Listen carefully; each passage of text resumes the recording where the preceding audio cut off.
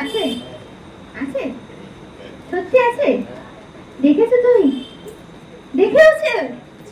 বাবা, আচ্ছা, সঠিক উত্তরটা হচ্ছে কি ভূত বলে কিছু নেই, প্রেত বলে আছে। ঠিক আছে, আত্মা বলে কিছু আছে। ঠিক আছে, সমস্ত আত্মা কিন্তু প্রেত নয়। ঠিক আছে, ভূত আমরা একটা নাম দিয়ে দিচ্ছি, কিন্তু প্রেত আছে।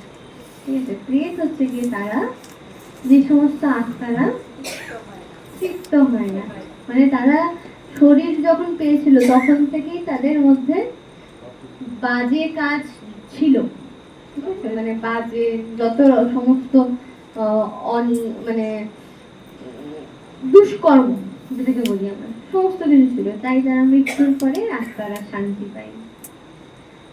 তাই তারা কিন্তু প্রেত, তারা কিন্তু আত্মা নয়, তারা আমার প্রেত জনিত হয়ে যায়। হ্যাঁ, পাপীরা। যারা এই যে আত্মহত্যা করে বলে না, আত্মহত্যা মহাপাপ। ওরা হ্যাঁ, ওরা আত্মহত্যা আমরা সবাই সব মানে বলাই আছে আত্মহত্যা মহাপাপ। তাই বলো না যে যে ভগবানকে ভালোবাসে সে কিন্তু নিজেকে আগে ভালোবাসে, সে কখনোই চাইবে না যে নিজের সাথে কিছু খারাপ করতে, তাই না?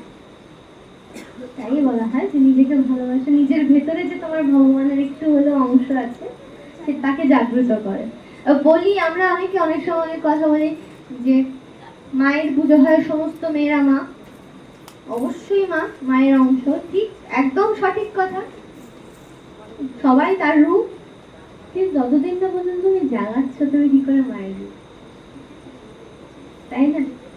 অবশ্যই তুমি মায়ের রূপ, তুমি মায়েরই অংশ, অবশ্যই প্রত্যেকটি নারীর ভেতরে মা কালীর শক্তি রয়েছে। যতদিন না পর্যন্ত তুমি তাকে জাগাচ্ছ,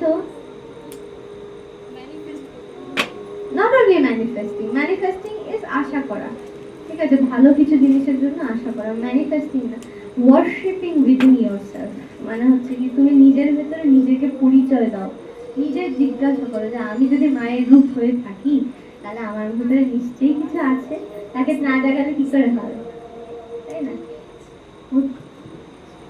ভূত বলে কিছু হয় না, ঠিক আছে, প্রেত বলে আছে, অশরীরী আত্মা আছে, ঠিক আছে, আত্মা আছে, ঘুরে বেড়ায়।